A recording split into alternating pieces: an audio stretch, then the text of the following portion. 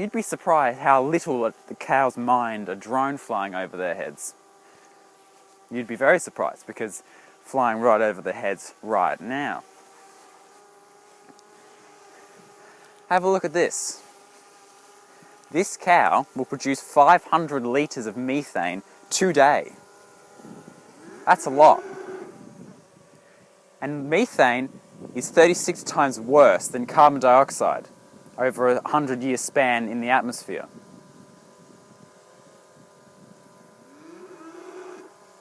We can change that. The power of FutureFeed, a seaweed supplement created by the CSIRO in Australia, is being patented for use around the world to help reduce methane emissions and, in fact, even improve the health of the animals themselves. This is FutureFeed. And this is going to be the end of my phone battery.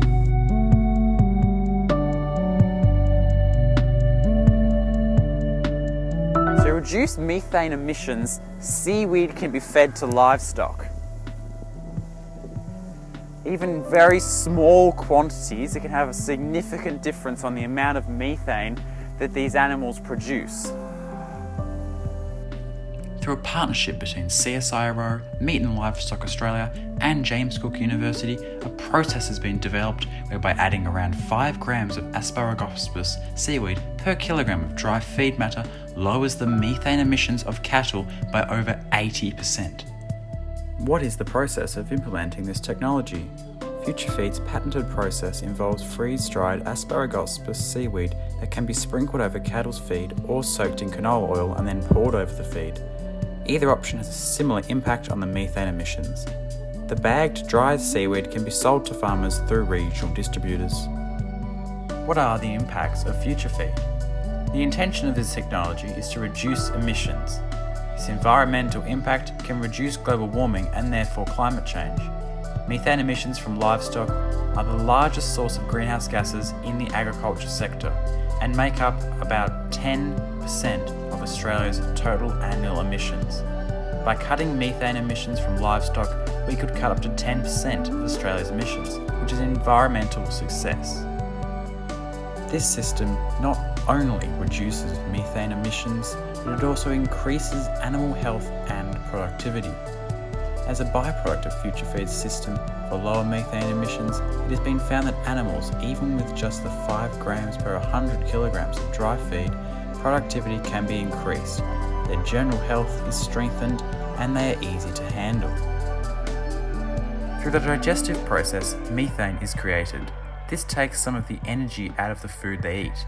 By adding Asparagopsis to their diet, cows gain over 10% energy that is usually wasted in methane production, which causes the animals to become happier, healthier, and grow faster. As with many new technologies, in the process of designing, refining, and bringing to market, many people are needed. And as the project evolves, employment is opened up for people in a wide range of areas. FutureFeed is no exception.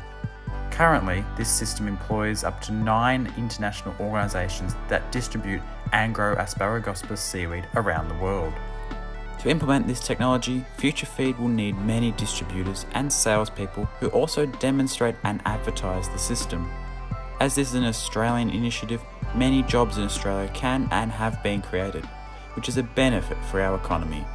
Creating jobs in the environmental sector is great as it shows how important and growing that industry is. For example, based on FutureFeed's development and research, Sam Elsom established Sea Forest in Tasmania's east coast. Now they employ over 100 people in a variety of fields and create new industry in Tasmania. Sea Forest is one of the most successful Asparagopsis growers in the world and were the first to grow it on a commercial scale. Although there are some downsides to new technologies such as FutureFeed, especially as it is a technology that is implemented in the agriculture sector, the livestock business can become very expensive for farmers, especially during climate hardship. This cost of feed would increase through the addition of FutureFeed to their animals' diets. Unless FutureFeed was added during the manufacturing of dry feeds, the It may be complicated and take time to add to animals' feed, therefore adding cost to farmers. Although there may be higher costs involved in this technology for purchasers, the added benefit of healthier and faster growing animals along with the reduced methane emissions could outweigh in most situations. Seaweed is the world's fastest growing crop as all parts of the plant photosynthesize, but this doesn't help with getting Asparagopsis into the digestive systems of the millions of cattle around the world. For Seaforest to be able to produce the first commercial Asparagopsis seaweed, they needed a federal grant of $3.8 million. This cost to the government is very small in comparison to the number of cattle and other ruminants in Australia alone. The other issue related to time is how long it may take to get FutureFeed into the hands of farmers around the world, and therefore how long it will take to reduce methane emissions. A massive struggle to implement FutureFeed will be the sheer number of cows and other high methane emitting animals around the world. It will be nearly impossible to reduce every cow's methane emissions, as many farmers will not be able to afford it. It will be uneconomical to transport it to them, or the farmer may be against it. Where might you see the effects of FutureFeed and their partners? The significant Australian burger chain Grilled has recently partnered with Seaforest to develop the first true, sustainable grass-fed beef made from cows that produce up to 2/3 less methane than regular cattle. This is super significant, as it is a real-world place that thousands of customers can be made aware of the technology and make a difference. Grilled system returns a 67% reduction in methane emissions compared to their regular patties for only $1 extra. Just work out what we can use these clips for. By adding Asparagopsis.